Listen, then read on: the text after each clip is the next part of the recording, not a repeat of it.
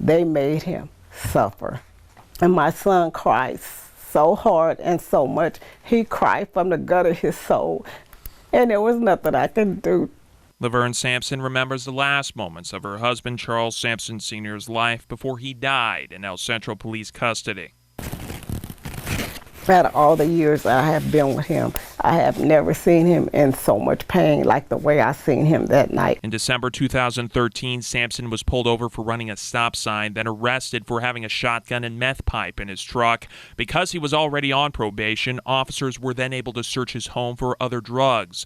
Sampson was not handcuffed and left in the back of the patrol car. In the video, he can be seen swallowing something, then became physically ill. They should have been able to tell right away that something was wrong, because everything, his whole demeanor, his whole everything was totally different. Come on, Charles. Stop messing around. Charles later died from an overdose of meth. Laverne was married to Charles for 40 years. When she got a call that her husband was in trouble, she rushed to the scene but was concerned by officers' actions. I just feel like they treated a sex offender better than they treated him.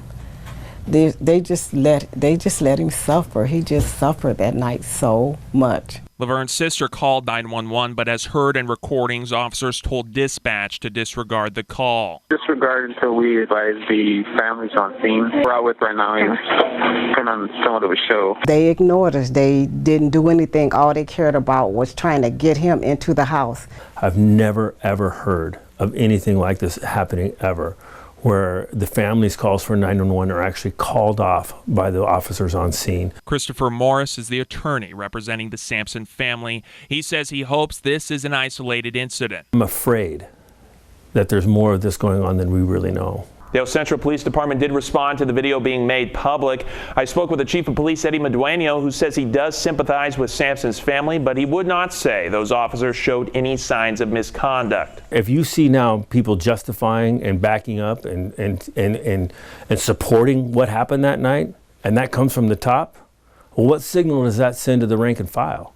That's A-okay what happened that night, and it's not okay. For now, the family wants justice and says they don't want Charles Sampson's death to be in vain. How would you like the world to remember your husband?